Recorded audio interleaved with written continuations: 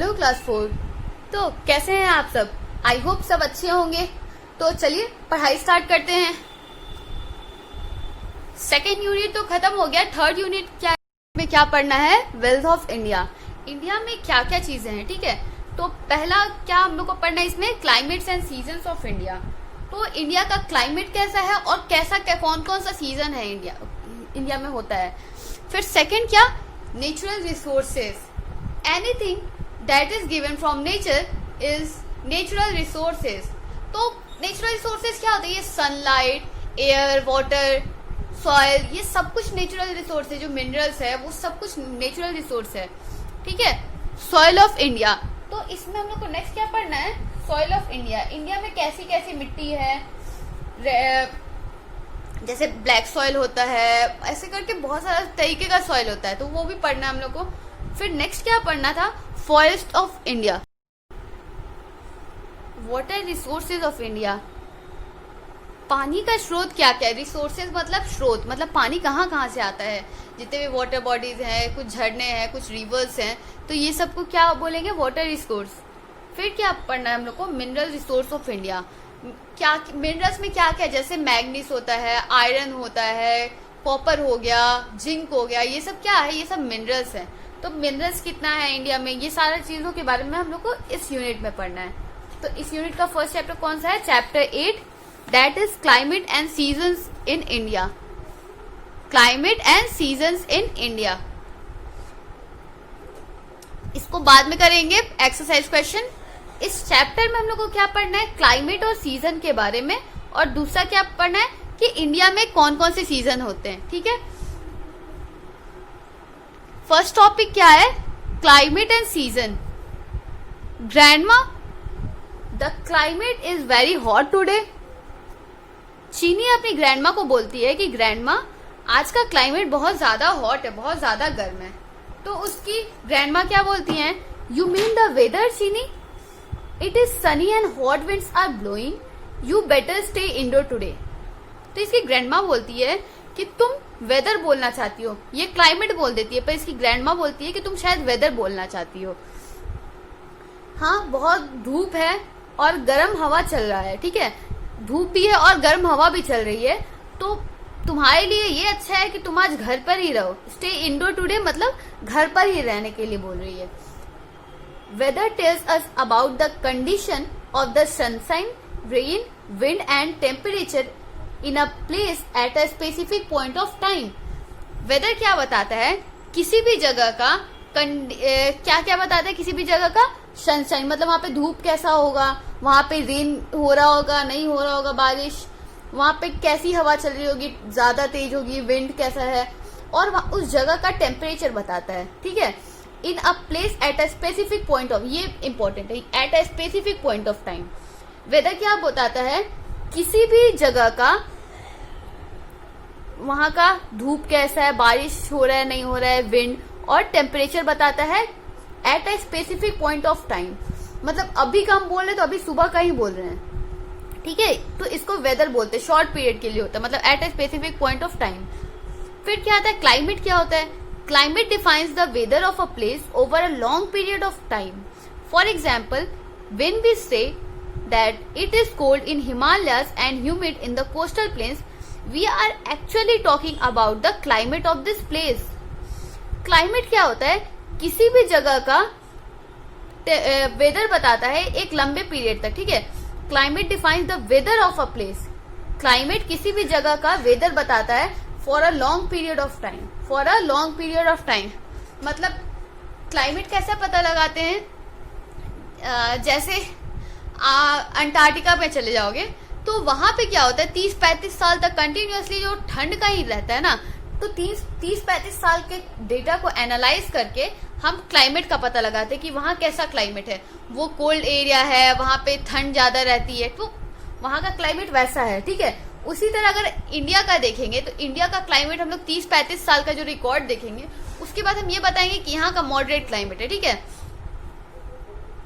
For example, when we say that it is cold in Himalayas and humid in the coastal plains, we are actually talking about the climate of this place। जैसे हम लोग बोलते हैं कि हिमालय में ठंड पड़ती है और कोस्टल प्लेन्स में क्या होती है, वहां पे ह्यूमिड क्लाइमेट है, ठीक है। तो हम लोग क्या बोल रहे हैं, वहां के क्लाइमेट के बारे में बता रहे हैं, क्योंकि ऐसा तो नहीं है कि हिमालय में सुबह में ठंड है, रात में गर्मी हो जाती है। हिमालय में तो पूरे साल ही ठंड रहता है ना लगभग, तो इसीलिए वो पूरा क्लाइमेट है कि हमेशा वहां पे ठंड ही रहती है सबसे ज्यादा। और क्या बोलता है कि कोस्टल प्लेन्स में ह्यूमिड क्लाइमेट है। ह्यूमिड मतलब वहां के एयर में मॉइस्चर है। तो ये सब क्या है, क्लाइमेट है। Climate is a weather condition of a place for over 30 years. Climate क्या बताता है, किसी भी जगह का weather condition for a period of 30 years, मतलब 30 साल तक का, 30 साल से ज्यादा का डेटा जब हम लोग एनालाइज करके किसी जगह का वेदर बताते हैं तो वो क्या है, क्लाइमेट है, ठीक है। वेदर का एग्रीगेट हम देखेंगे तो वो क्या हो जाएगा, climate. For example, a desert has dry climate, it is because the desert area receives very little और no rainfall for a long period of time. यहाँ पे एग्जाम्पल दिया हुआ है, जैसे डेजर्ट का क्लाइमेट कैसा होता है, ड्राई क्लाइमेट होता है, मतलब डेजर्ट के एरिया में सूखा सूखा क्लाइमेट रहता है। क्यों? क्योंकि वहां पे बहुत कम बारिश होता है, वेरी लिटिल और नो रेनफॉल, बहुत कम होता है या फिर नहीं होता है बारिश, इसीलिए वहां का जो क्लाइमेट है वो बहुत गर्म होता है और बहुत सूखा सूखा होता है, गर्म होता है और सूखा सूखा होता है। The climate of a place is affected by kind of temperature. The climate of a place is affected by kind of temperature it has, the amount of rainfall it receives. The places near the sea has a moderate type of climate. किसी भी जगह का जो climate होता है वो कैसे affect होता है, कैसे उस पता चलता है कि कैसा क्लाइमेट होगा, वहां के टेम्परेचर से। वहां पे टेम्परेचर कैसा है और वहां पे रेनफॉल कैसा होता है, मतलब ज्यादा रेनफॉल होता है या कम रेनफॉल होता है। ज्यादा रेनफॉल होता है तो वहां का ह्यूमिड क्लाइमेट होगा, ठीक है। Places near the sea have a moderate type of climate. Sea के आसपास का जो एरिया होगा, जैसे कोई भी सी ले लो, कोई भी ओशन ले लो, उन सब के पास का जो एरिया होगा वहां का क्लाइमेट कैसा होगा, मॉडरेट, मतलब ना ज्यादा गर्मी होगी और ना ज्यादा ठंड होगी। The mountains are cooler while the plains are warmer. Mountains जो होते हैं वो ठंडे होते हैं, वहां पे ठंड ज्यादा होता है और प्लेन्स में गर्मी ज्यादा होता है। क्यों? क्योंकि माउंटेन्स जो होते हैं वो हाई अल्टीट्यूड पे होते हैं, ठीक है, मतलब उनका हाइट बहुत ज्यादा होता है। और हमने पढ़ा था कि कौन कौन सा फैक्टर है जो किसी भी जगह के क्लाइमेट को अफेक्ट करता है। ऑल्टीट्यूड भी उसमें एक है, मतलब हाइट, ठीक है। जैसे जैसे हम लोग ऊंचाई पे जाते जाएंगे वैसे वैसे टेम्परेचर कम होता जाता है, इसीलिए माउंटेन्स में ठंड ज्यादा होती है और प्लेन्स तो नीचे होता है तो वहां पे गर्मी ज्यादा होती है। The desert areas are hot and dry.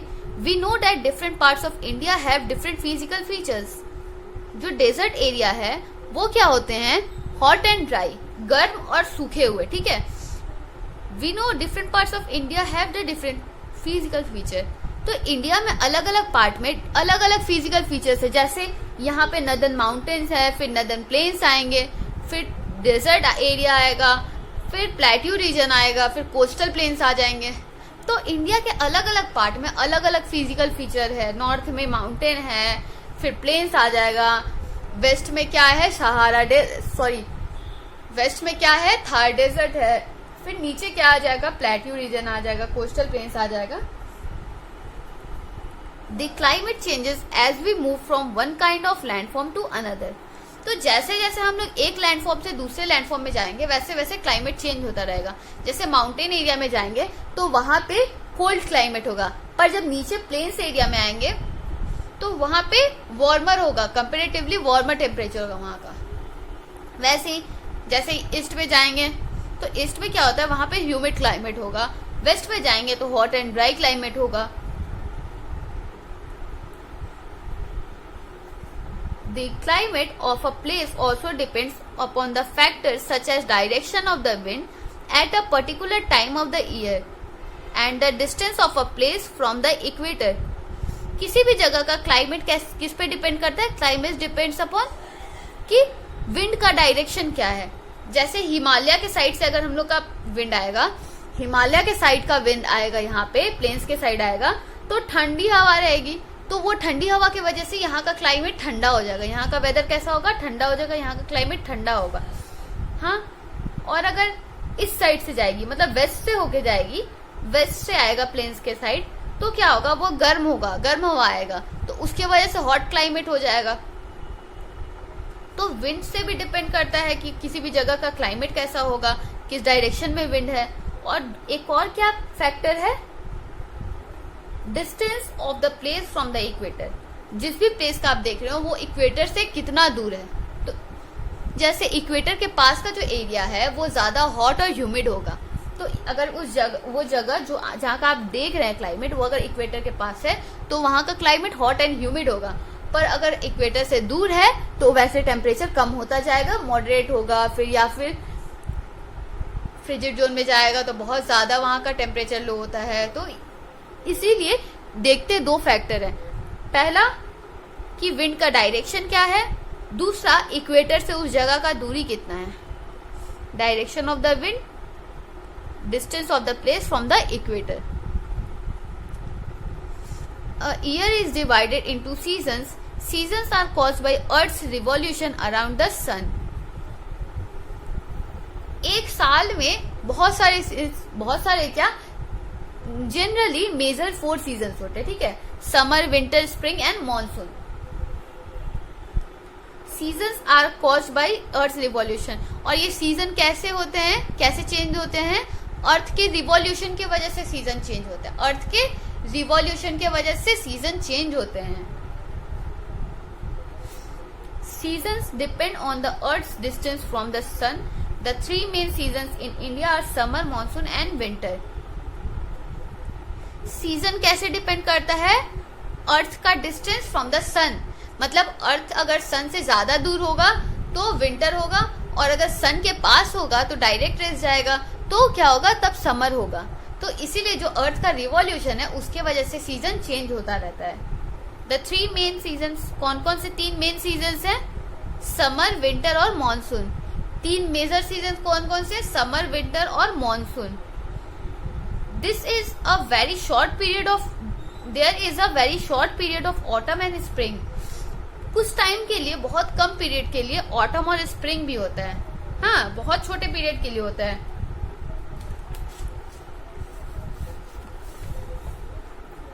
In the modern times, satellites collect weather information. Weather satellites have made it possible to detect storms.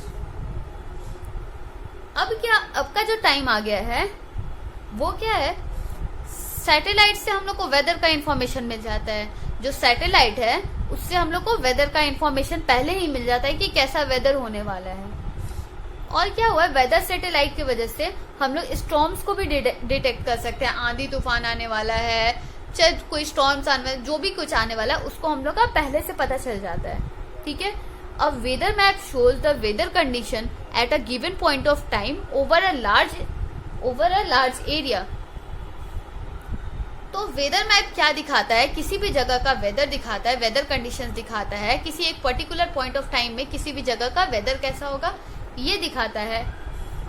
Computer drawn maps now predict wind, temperature and humidity pattern. Computer से जो map बनाया जाता है उससे क्या predict कर सकते हैं हम लोग, विंड, टेम्परेचर और ह्यूमिडिटी पैटर्न। विंड, टेम्परेचर और ह्यूमिडिटी पैटर्न। नेक्स्ट टॉपिक क्या है, सीजन्स इन इंडिया। इंडिया में कौन कौन से सीजन होते हैं। The summer season starts from somewhere in mid March and lasts till mid June. Summer season कब से स्टार्ट होता है, मिड मार्च से। मिड मार्च मतलब मार्च के बीच से, मतलब 15 मार्च से, और कब तक रहता है, मिड जून तक। 15 मार्च से लेकर के 15 जून तक रहता है। During this season temperature is high and the climate is very hot. Summer में क्या होता है कि टेम्परेचर बहुत ज्यादा होता है और क्लाइमेट बहुत ज्यादा गर्म होता है, बहुत ज्यादा गर्म क्लाइमेट होता है। In summer the days are longer than nights. तो समर में क्या होता है कि जो दिन होता है वो रात से ज्यादा लंबा होता है, जो दिन का लेंथ होता है वो रात से ज्यादा होता है। In India most of the places experience hot summers except the region that lie in a hill mountain. India में मोस्ट ऑफ द रीजन जो इतने होते हैं उन सबका टेम्परेचर बहुत ज्यादा होता है एक्सेप्ट द हिली एरियाज और हिल माउंटेन्स। मतलब माउंटेन्स वगैरह को हटा करके या हिली एरियाज को हटा करके बाकी सारा जो जगह देखेंगे इंडिया में, वहां पे समर बहुत ज्यादा गर्मी होता है, समर में बहुत ज्यादा हॉट क्लाइमेट होता है। At many places temperature rises above 45 degree Celsius. In north plains the hot and dry winds called loo that blow during the day. बहुत सारी जगह पे टेम्परेचर तो 45 डिग्री सेल्सियस से भी ज्यादा हो जाता है, 45 डिग्री सेल्सियस से भी ज्यादा टेम्परेचर हो जाता है। नदर्न प्लेन्स में जो हॉट एंड ड्राई विंड्स बहते हैं, मतलब गर्म और सूखा सूखा जो हवा चलता है, उसको हम लोग क्या बोलते हैं? लू। लू तो आपने सुना होगा कि समर में जो दोपहर में लू चलता है, गर्म हवा, उसको लू बोलते हैं। In the western desert there are dust storms. The southern part of India is comparatively less hot and moderate as it is surrounded by the sea on the three sides. तो क्या होता है वेस्टर्न डेजर्ट में, मतलब जो Thar desert है वहां का जो एरिया है, वहां पे तो डस्ट स्टॉर्म होता है, ठीक है। डस्ट स्टॉर्म मतलब धूल का स्टॉर्म होता है, तूफान, वहां पे पूरा धूल से भरा हुआ तूफान चलता है, आंधी तूफान चलता है धूल से भरा हुआ। पर साउथ इंडिया जो है, इंडिया का सदर्न पार्ट जो है, वो कंपेरेटिवली वहां लेस हॉट होता है, मतलब वहां पे कंपेरेटिवली कम गर्मी पड़ता है और वहां का टेम्परेचर मॉडरेट होता है। साउथ इंडिया में टेम्परेचर कम होता है और वहां का टेम्परेचर मॉडरेट होता है, क्लाइमेट, वहां का क्लाइमेट मॉडरेट होता है, ना ज्यादा गर्मी होती है और ना ज्यादा ठंडा होता है। क्यों? क्योंकि southern part is surrounded by water in three side, मतलब क्योंकि जब इंडिया का मैप आप नीचे में देखेंगे तो साउथ साइड में क्या होता है कि साउथ साइड 3 साइड से तो पानी से कवर्ड है, ठीक है, तीनों साइड तो उसके पानी है।